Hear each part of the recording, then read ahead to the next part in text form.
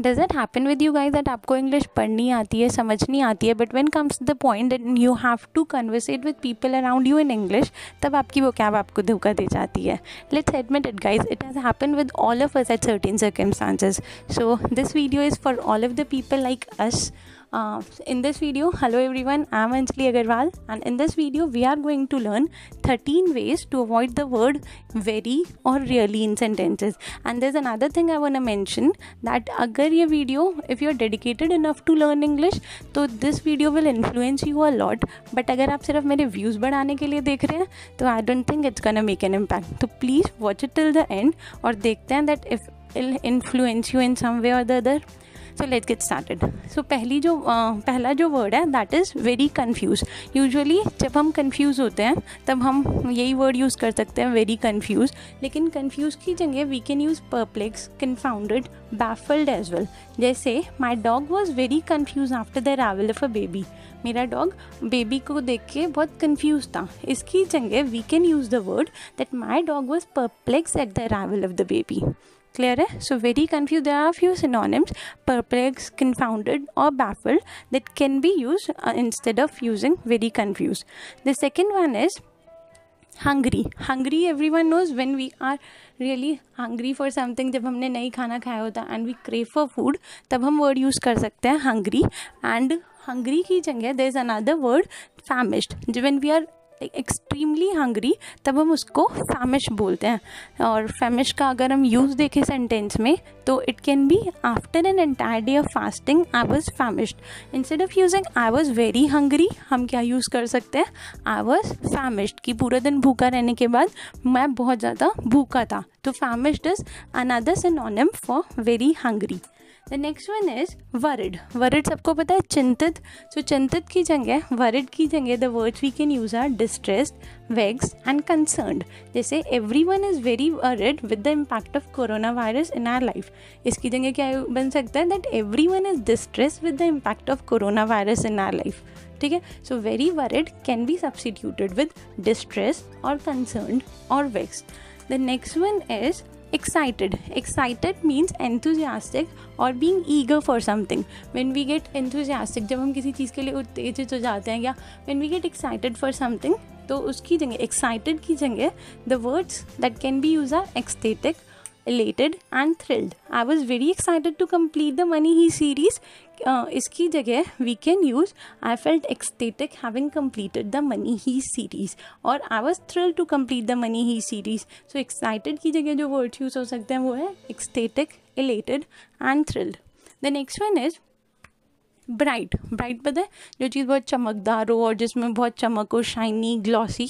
सो उसकी जगह और वर्ड जो यूज़ हो सकते हैं they are dazzling, radiant and flamboyant. जैसे this cafe is a good place to enjoy very bright sunsets. अब यहाँ पर वेरी ब्राइट की जगह the words that can be substituted are dazzling and radiant. That this cafe is a good place to enjoy radiant sunsets or dazzling sunsets. The next one is scared. Scared होता है जब हम when we are frightened with something, जब हम किसी चीज़ से डरे हुए होते हैं. ठीक है. She looked very scared after seeing a lion.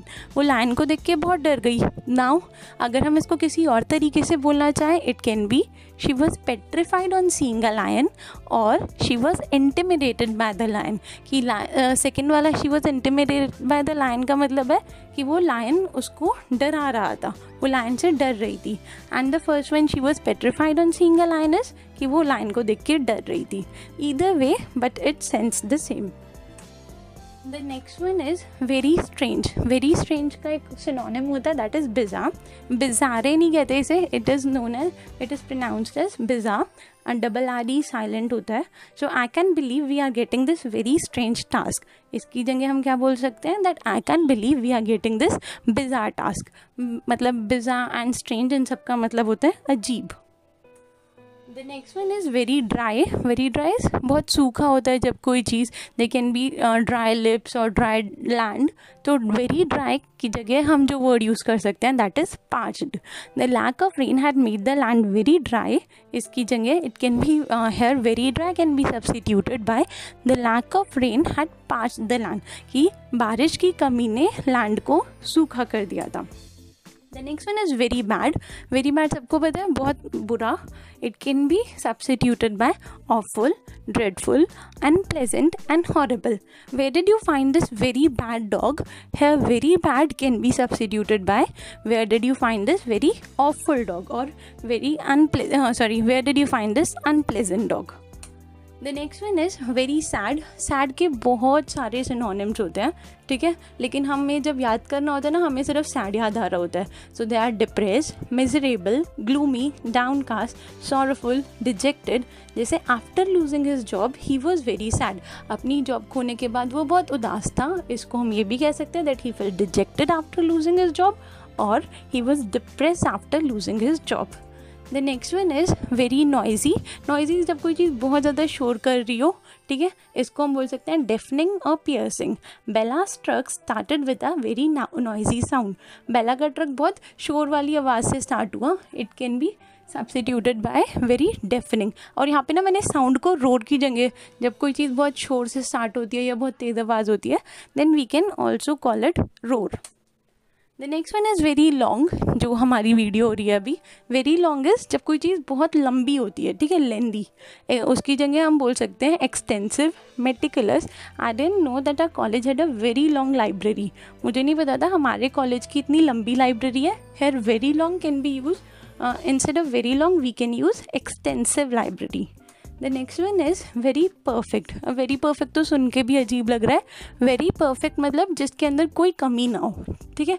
इसकी जगह what we can use is flawless. Flaw is कमी, लेस इज़ नहीं होता जो, ठीक है. तो फ्लॉलेस इज़ जिसके अंदर कोई कमी नहीं होती. The service in this restaurant is flawless. इस रेस्टोरेंट में सर्विस जो है वो बहुत फ्लॉलेस है, that it's completely perfect. These were a few words, ways in which we can avoid using very and really. And thank you so much for watching, and like, share, comment. And guys, अगर आप लोगों को ये words learn करने हैं तो please try making sentences of these words. It will be very beneficial. अपने friends को भेजिए बाय मेकिंग सेंटेंसेज. और अगर कोई फ्रेंड नहीं है तो फिर please make sentences and you can mention them in the comment section below. So thank you so much for watching, and please subscribe to my channel. Thank you.